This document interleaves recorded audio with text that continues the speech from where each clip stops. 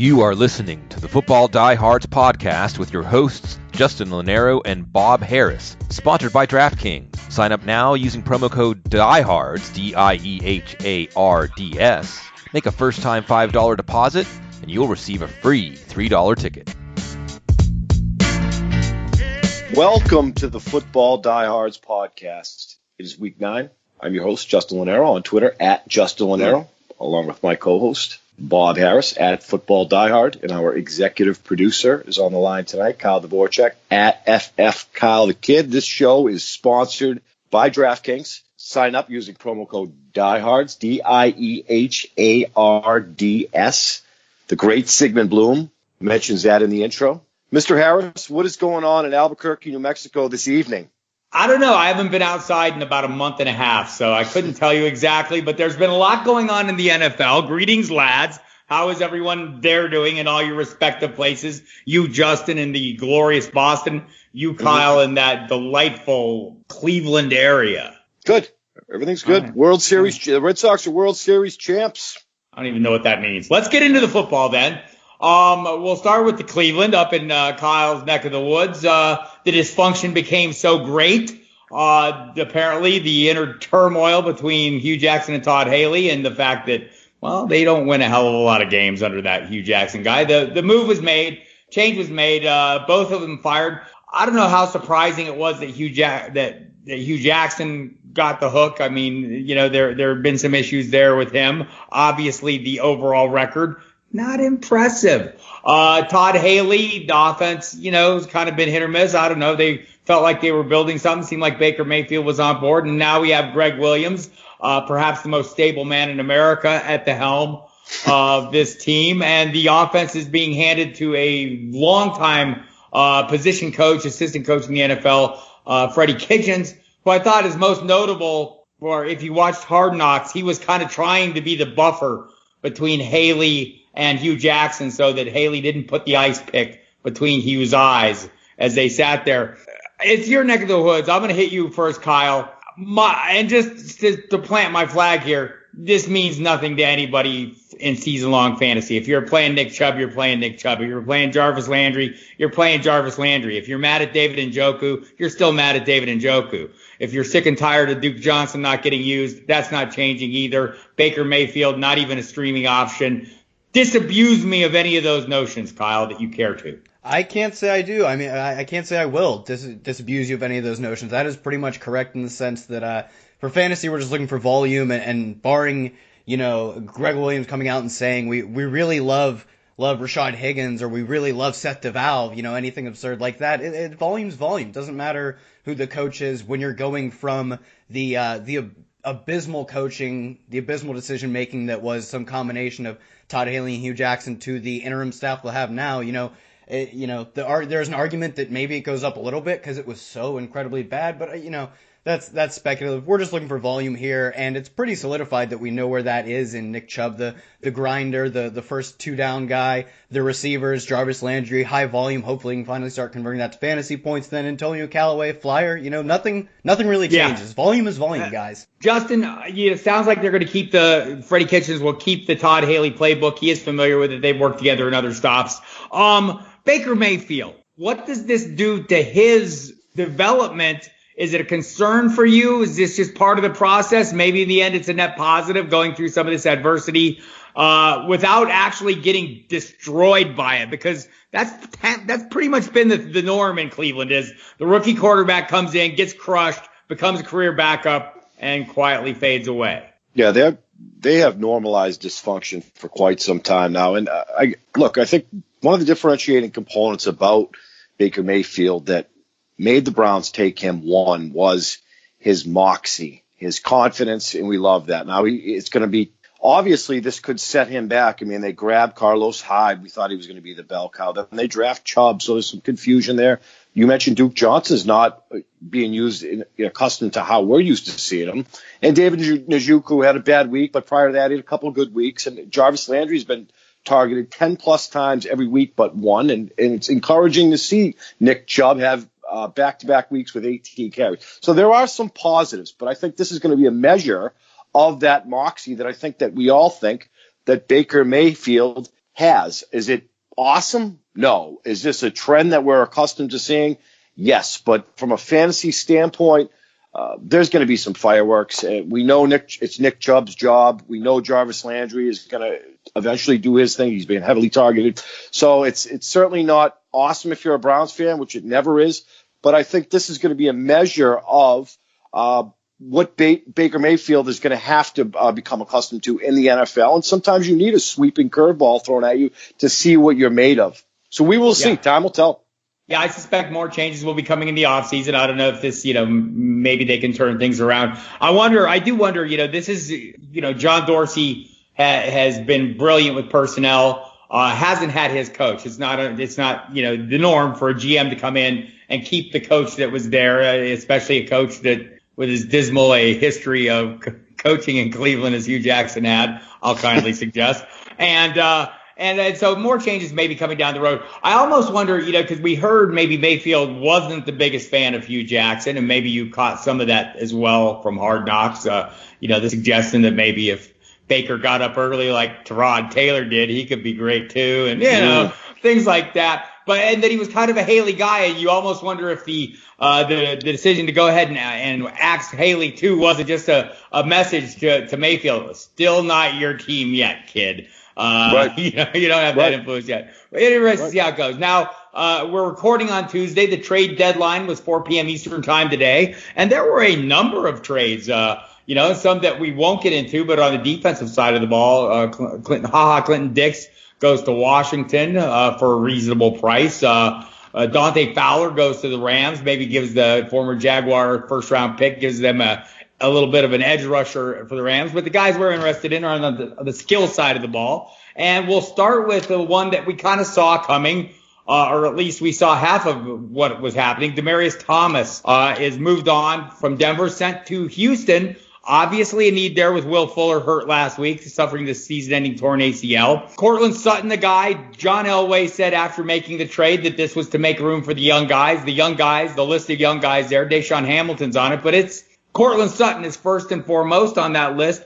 He's been moderately productive. He plays with a lesser quarterback. Justin, on that side of the deal, where do you stand on a Cortland Sutton? Who else benefits, if anyone, on the Denver side? We love, because this is an NFL show, we talk the NFL, I think we all can agree that Demaryius Thomas has been pretty stellar over the last 5-6 seasons. And similar in frame is Cortland Sutton, 6'3". They go out and draft him out of SMU. John Elway loves him. This is going to be the coming of age for Cortland Sutton. So it's obviously going to create opportunity. Only had 4 targets last week. As far as Demaryius Thomas, I talk about geographical relocations. I think we're seeing Houston Texans team on the up and up, and where Will Fuller is hurt again, DT's going to fall in nice. I mean, he's a veteran, and that in turn is going to help Deshaun Watson. So Cortland Sutton is going to do his thing. I think he's a top 5 wide receiver in this class. We're starting to see Christian Kirk come out. DJ Moore came out last week. Ridley was doing his thing early in the season. So it is a nice, interesting wide receiver class. Obviously, the Denver Broncos backfield is not working out the way that we anticipated it with Royce Freeman. He's a little dinged up, but it's Philip Lindsay's an interesting story. So it's a Broncos team that is not going to win the Super Bowl, but there are some nice pieces. And obviously Emmanuel Sanders, and will probably be targeted still close to 10 times each week. But Cortland Sutton is going to do his thing, and it's going to take time, as a lot of rookie wide receivers tend to do. Broncos not going to win the Super Bowl. Bold prediction. Let's mark this one down. Kyle, please put a marker on the tape. Kyle, go ahead. And look, so Will Fuller is a different cat than the Demaryius Thomas. How do you think his role in Houston plays out? Does Kiki QT maybe benefit, a sneaky benefit from this, because maybe Thomas turns into more of a possession kind of guy and still leaves the deep work for Hopkins and QT once he's healthy? Yeah, I definitely think I'd say adding more receivers, the phrase mouths to feed is never really a good thing for a receiver, but should it be looked at a trade of Will Fuller for Demaryius Thomas because of Will Fuller's injury, replacement with Demaryius Thomas? That, in a sense, I would definitely say is a benefit, not only because I think, as you mentioned, in a way that their roles don't overlap nearly as much, but honestly, I think at this point in his career, we're looking at Will Fuller just being a better player than Demaryius Thomas. He's probably worth throwing more targets to in general than Demaryius Thomas would be, especially when you look at something like air yards. He's worth giving more air yards to. So Keke Coutee in the past few weeks, this is, going from having Will Fuller on his team to having Demaryius Thomas on his team. Moving forward, net benefit. Yeah, I guess net benefit. He's looked good underneath it, Well, what's funny is the way that basically Will Fuller disappeared in the games that Keke Coutee showed up. I don't know that we'll continue to see that thing. And I want to touch on something Justin talked about. We've talked about the last couple of years, Demaryius Thomas needing to rebound. Yeah, rebound from a 90-catch, 1,083-yard season, and then rebound from an 83-catch, 949. We got a little spoiled by Demaryius Thomas is what happened. We did. And some of that was quarterback play, it was the couple 100-catch seasons. But either way, I think this is a solid trade for both teams. Again, as Justin pointed out, Denver not Super Bowl bound. It doesn't appear at the moment. So they can get some of their young guys up in the bill. And they're very complimentary of Thomas on the way out, talking about putting him in the Ring of Honor there. And he is does have a storied history there. So interesting that. Let's look at the other, the kind of big one. We kind of heard the last few days that maybe Golden Tate would be available, and turns out he was. The surprise to me is the team that came after him. We heard maybe the Patriots might have an interest. It was the Philadelphia Eagles that made the move. Couple thoughts, just right off the get-go. Yay to all my Kenny Golladay shares. And I'm sure Marvin Jones owners are saying yay to all their shares, especially after his big game against the Seahawks.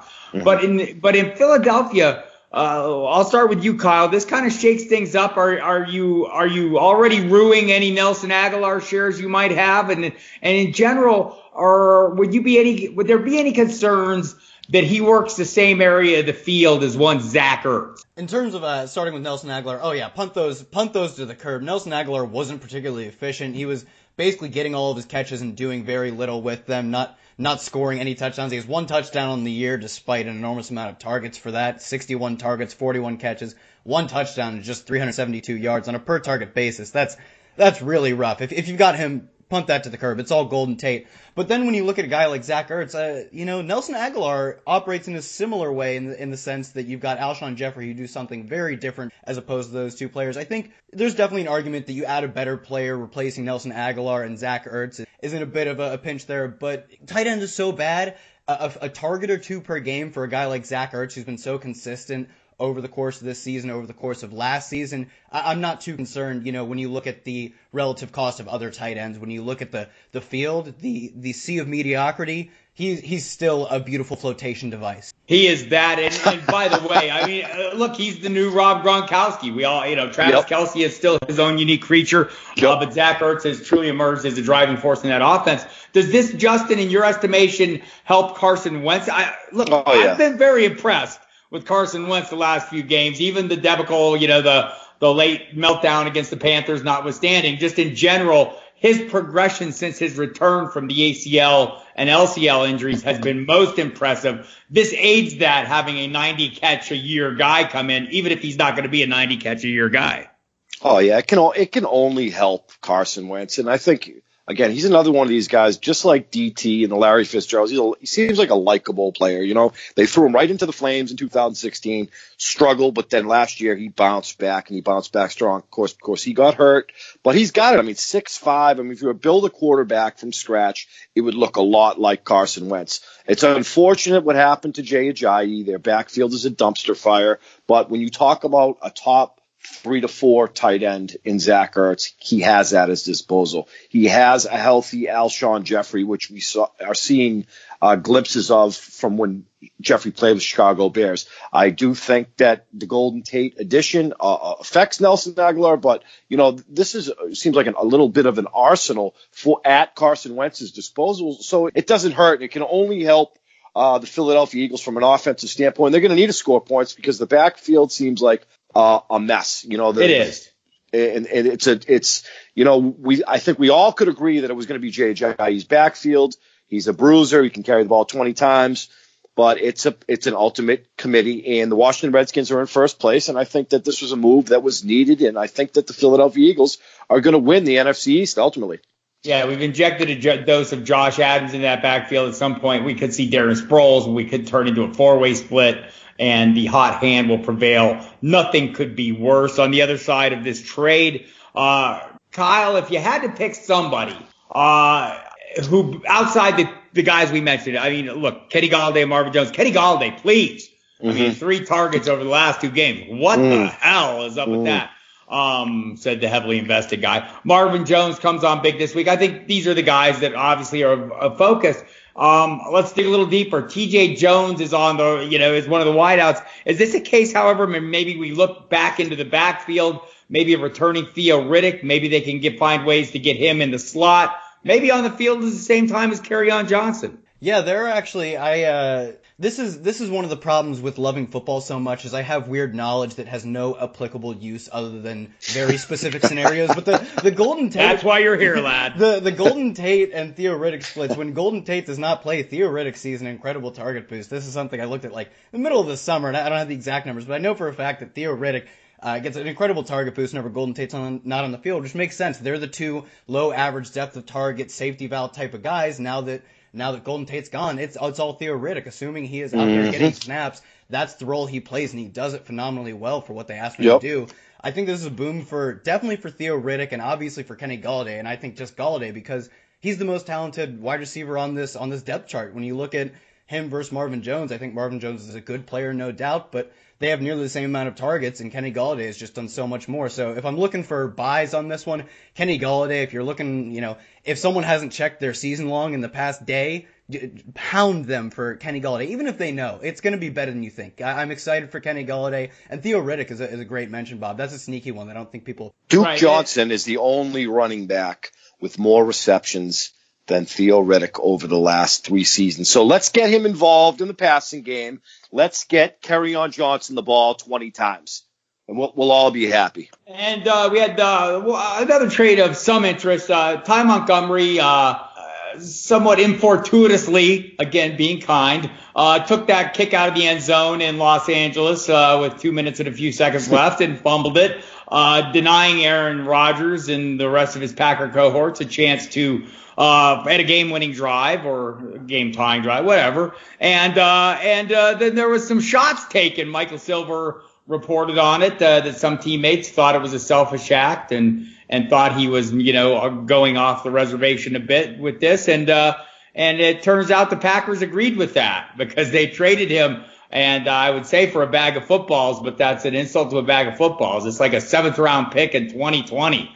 The Baltimore Ravens land Ty Montgomery. Look, they're having issues with their backfield. I don't think their rushing attack is what they want. I don't know that Ty Montgomery fixes any of this. From a fantasy perspective, I suddenly feel like the piece of cheese on the Aaron Rodgers trap just got bigger. Are you jumping? Are you taking the cheese, Justin? Well, the one thing that we can come away with, I think that Ty Montgomery leaving certainly opens up the door for Aaron Jones. Does that say much? It does not. There hasn't been a solidified Mike McCarthy needs to open the door to Aaron Jones, the most explosive weapon in his backfield. Every time you give him an opportunity, and that's my problem with this. It has been a trap. Every time you think you can play him, you can't. Every time you decide I can't play him, you should have. Does that change at all? I guess that's my question. Does that change at all?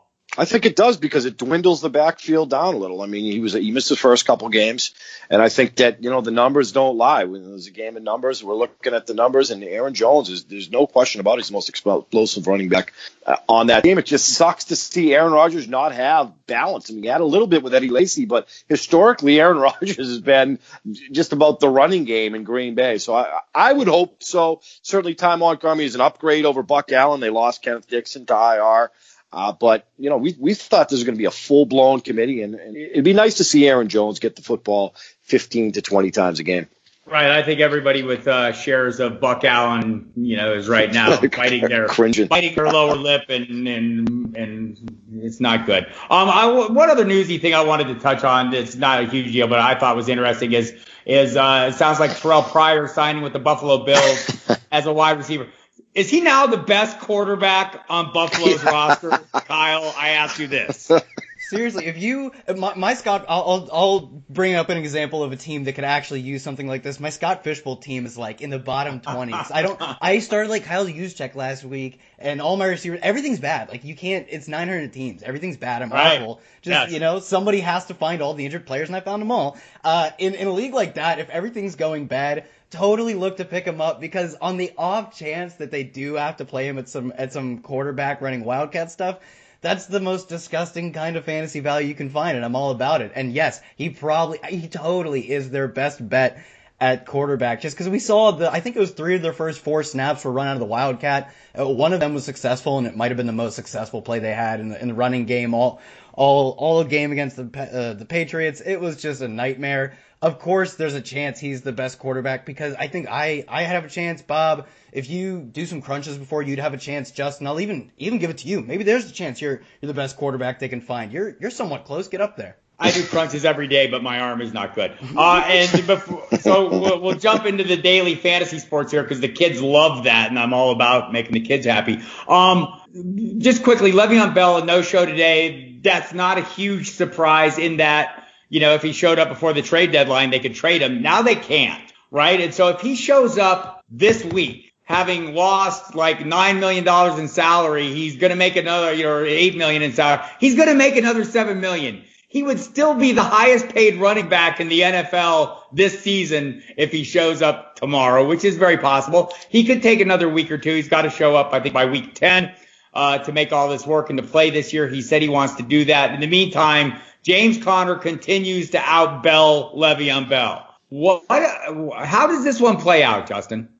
I think it's a story of two different people here. You have a nice story in James Conner, and you have kind of what seems like a greedy guy in Le'Veon Bell. All the talent in the world. James Conner, local kid, persevered through cancer. But on the field, the guy now has confidence. He chips well. He's terrific in pass protection. He's involved in the passing game. He's younger than Le'Veon Bell. So if I'm the Pittsburgh Steelers, Le'Veon Bell, when he decides to come back and play, obviously he's talented, but you cannot do anything with James Conner. I mean, Conner has got to get the football a ton. He's a large part of this offense at this point. So it's interesting. It's certainly interesting, and it's a great football aside. James Conner is a great story, and he's performing superb, and it's nice to see. I don't like great stories. I like great football. He's playing great football and single-handedly demonstrating to the entire world why the Pittsburgh Steelers aren't giving Le'Veon Bell a high-end long-term deal, the kind of deal that he wants, because running back talent is fungible. It moves around. Anyone can be that guy at any given time. I'm not saying, James Conner has the same level of ability. I'm just saying the production right now is better. And that's proving the point. We'll see what happens. We'll see what happens with Le'Veon Bell. It's going to be a conundrum for fantasy owners trying to figure out if you've been holding on to Bell, can you get enough out of him? Because you're not letting go of him now. If you've been holding on to Bell or Conner, is it time to trade him before it gets ugly? A lot of things to work through, and there's no clear-cut answers right now. This is kind of a gut feel kind of thing for you as you move along. I mean, if you're leaning towards moving Conner, maybe this is the time to do it before Bell is back and you can still get something for him. Or maybe the time is to wait for Bell to be there a game and Conner still has a great game and the price goes up.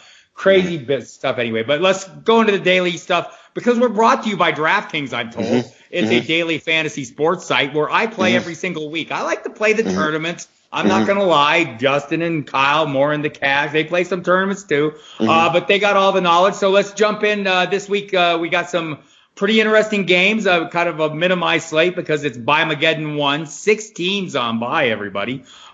So don't forget about that. But who do we like at quarterback this week? First of all, just what games are we liking? Justin, start with you. Well, there are some good games. Certainly, there's a 10-game slate. We're talking about the main slate tonight. I'm going to have pieces of the Chargers and Seattle Seahawks game. And the top of the line game, the cream of the crop, is going to be the 8-0 Rams versus the Saints. Vegas has it as a 60-point over-under. I think there's going to be some fireworks. The Saints are coming together in terms of a run defense, so that might keep people off of Todd Gurley. But Todd Gurley has been sensational. So there's going to be some points in that game on a fast track. There's going to be pieces of it that I like, and I certainly like Jared Goff at quarterback. I think you can target, obviously, Robert Woods in Brandon Cooks. And Todd Gurley has been a cash game play, but the Saints have been a top 3 run defense. So he might be a little contrarian, use Gurley in cash games and tournaments. I think I'll have some Drew Brees on the other side. Michael Thomas has come back down to earth, and Alvin Kamara is going to be a wonderful tournament play at his price point. I think his ceiling, 7,300. People are going to get a little nervous when they see that red 6th under OPRK on DraftKings, and that's going to keep people away. But Alvin Kamara has showed us that he has a ceiling as high as anyone's, and I will take the Kamara discount over Todd Gurley. But we continue to fade Todd Gurley. He's 900 this week, and he continues to drop 30 points every single week. Again, Vegas has this game as a enormous over-under, so the points have to come from somewhere. What are you stacking this week, Kyle? Yeah, games I'm looking to get at right now. I'm really interested in this Kansas City Browns game. We talk about it every week, and until it stops working, we're not going to stop talking about it. You want to get your Kansas City in cash, and then you want to find different ways to attack Kansas City and their opponents in tournaments. For me, that's just having a lot of Browns. When a team like Kansas City is going to put up 14 on you in the first quarter, you're going to have to throw a lot. That's pretty sure David Njoku blanked us for like 0, 0, 0, 0, every category. I'll double down on that now that no one's going to be on him in tournaments. Players like him or even Duke Johnson, who hasn't really been getting the usage to make any sort of cash game viability, but another guy who, if they're throwing a lot, it's gonna make its way to him, and I think he can take advantage of a bad Kansas City defense and a crazy game script. Your best cash quarterback, Justin, and a fade in the cash at that position. It's probably going to be Jared Goff. I like his price, $6K. Again, I'm comfortable. I think that his ceiling is moderately high, and I think that he's not going to burn you at all. I also think that Phillip Rivers is certainly in play at Seattle, 5,600. He is a safe play. If I'm looking at a fade, of course, it's Tuesday night. Might be Drew Brees at home. Again, I mean, they have their backfield back. That was their identity last season. I'm not going to spend $6,100 for a couple more dollars. I can have Cam Newton or even Deshaun Watson at Denver. I think that what we saw out of Deshaun Watson last week in Miami was vintage Deshaun Watson. He was very special. So and Kirk Cousins at home against the Detroit Lions, two teams that know each other well. I don't think Kirk Cousins is Joe Montana, but we certainly gravitate towards Adam Thielen and Stephon Diggs. So we have the Broncos not going to the Super Bowl and Kirk Cousins not Joe Montana. Kyle, tournament plays at the quarterback position. First tournament play I'm looking at is Baker Mayfield. Basically, just like I was saying, opposing quarterback to Kansas City. Quarterbacks and their opposing quarterbacks have high correlations. You can basically get sort of a way to tap into the Patrick Mahomes fantasy goodness without getting the crazy ownership. That's definitely a risky one, though. If I'm looking to go a little safer, only $5,700 for Matt Ryan. Quarterback ownership is something that's relatively flat, so even if you are paying a premium in terms of ownership, for quarterbacks, that's not awfully a lot, and he scored 30 points in 4 of 7 games. He's the third highest points per game quarterback on the slate, 10th highest salary. That's kind of value I'm looking for if I want to be a little less contrary. Kyle, your cash plays at running back and a fade, please.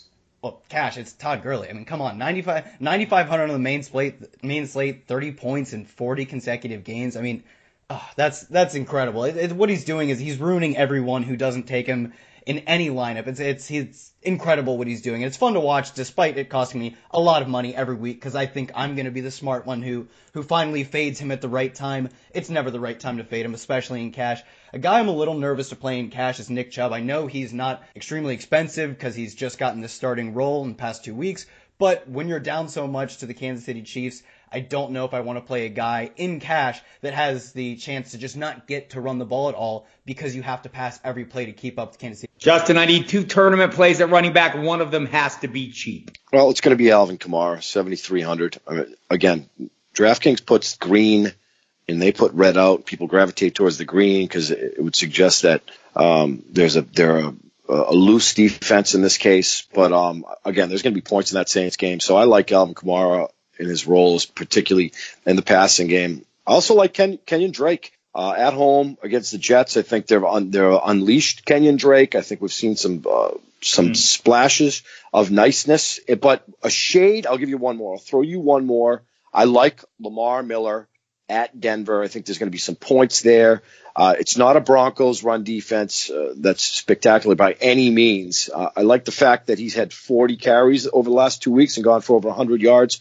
I'm fine with Lamar Miller, and we're paying for volume here, and we're not getting him that expensive. Last week it was Chris Carson. And Carson's in a similar range. I mean, 4,700. You're paying for a guy that's going to get the football 20 times. I like that.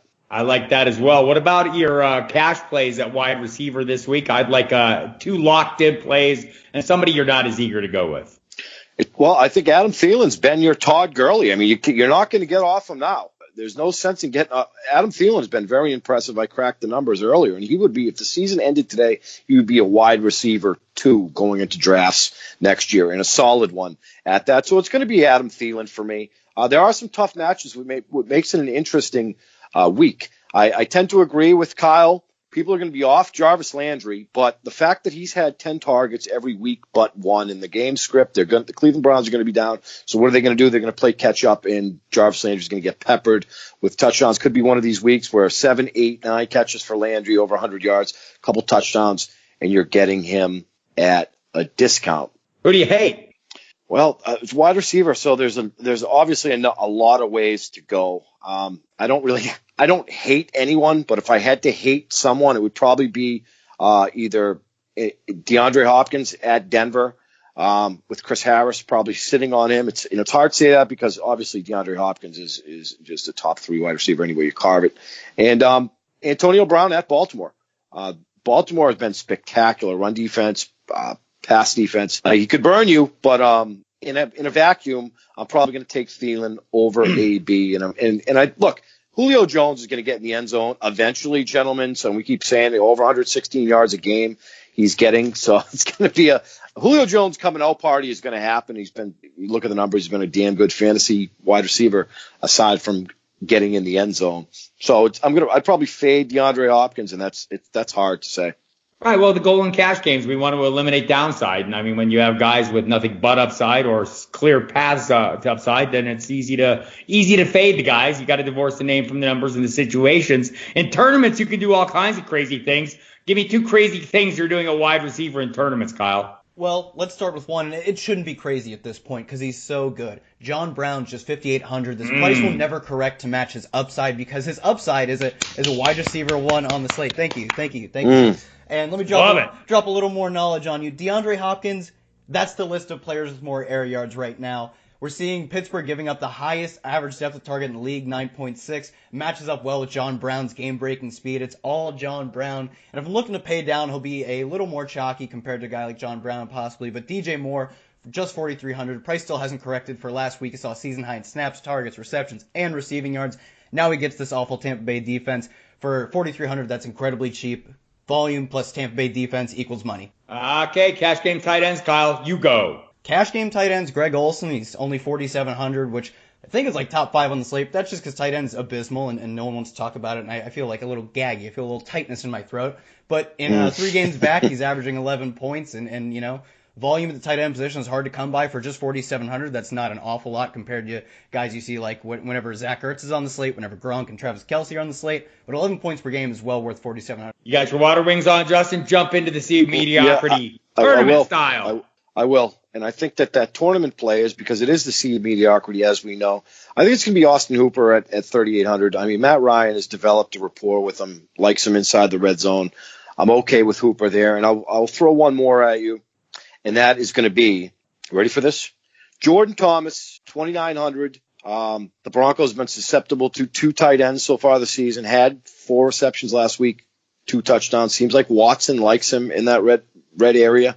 I'm going to go with Thomas there. I think you just guaranteed Jordan Akins gets 3 touchdowns. I know. And I will get back on David Njoku. We tend to like him. 0. People are going to be off of him. I can't believe that he didn't have a look. But like Kyle said, and he's right, they're going to be down, and the Browns are going to be playing catch up. And I could see David Njoku bouncing back into. I mean, week 6 he had 12 targets, and week 7 he had 6. So the production's been all over the place. But he's a young tight end. Historically, they don't perform well. I'll get back on David Njoku for sure at 4,600. Who's the defense you have your eye on, Justin? I was looking at this before the show, gentlemen. It's obviously a position you can hurt yourself, and we don't want to spend a ton. I mean, I think, you look at the Bears at Buffalo, and you talked about the quarterback situation, 4,100. I'm probably going to go at the Washington Redskins against the Falcons at home, 2,600 that have 15 fantasy points in back-to-back weeks, 2 picks, 11 sacks. They're at home in Washington. Matt Ryan is not in his comfort zone on a fast track. So for me, it's the Redskins. Dollar for dollar, it's going to be the Washington Redskins, and I will probably I will sink with that ship week 9. Kyle, what ship are you sinking with this week? Redskins, that is spicy. I hope it doesn't sink, but I will be going with the Denver defense. They're just 2,300. That's 13th, despite them being the 7th highest scoring. Right now, we're seeing Houston give up the 4th most sacks, and they are above average in turnovers. Now they have to go play a 4 o'clock game at a high altitude in Denver. I think that's a recipe for at least turnovers, which could lead to touchdowns. I still think the Houston offense is a good play in general. Always give me DeAndre Hopkins. Demaryius Thomas is sure to blow up in a revenge game. That's always a thing you can buy into if you're into that sort of thing. But give me sacks, give me turnovers, and the chance that turns into touchdowns at just 2,300. That's what you're looking to buy into. Right, and I've taken all my notes, and I will be heading for DraftKings. They're our sponsor, and we play them every single week, and you should too. What's that code name? What's the word, Justin? Diehards. Diehards. DIEHARD. And again, if you sign up, you're not on DraftKings, you can DM Kyle on Twitter. He can help you out. You can DM myself, or you can at Bob or myself. We can hook you up because DraftKings will give you a free ticket. It's a great time of year to sign up for DraftKings because if your season-long teams are tanking, with DraftKings, the 1 week leader in daily fantasy sports, you're not married to any of these players. So if your season-long teams have tanked, you kind of have a revitalization in fantasy land, so we like that, and certainly like the people at DraftKings. Right, and go ahead and hit the footballdiehards.com website. All kinds of great content in there, including Justin's weekly digging in the crates column, my DFS 3 and out column, and tons more stuff. Jen Ryan's Excel cheat sheet. If you don't get that, you're out of your mind. If you want to go to footballdiehards.com/free trial. If you aren't a subscriber, if you're listening to this out on the iTunes or whatnot, go ahead and get it signed up. Test it out. Cost you nothing to get a look and see what you're missing. And you'll hear us every single week as well, right here on the Football Diehards pod. Of course, if you want updates on that Football Diehards pod news, basically when the show is dropping, and then maybe some, I'll start tweeting Justin more Patrick Mahomes highlights. I think that's something we've been missing out on is we get it on the air. We get it on the air, but Justin goes a whole week without getting it from us on Twitter and on the internet. You guys are right. I think that's something we need to be capitalizing on. So if you want to see that, you can find our Twitters. You can find Bob at Football Diehard, Justin at Justin Lonero, and myself at FF Kyle the Kid. Thanks for listening, everyone.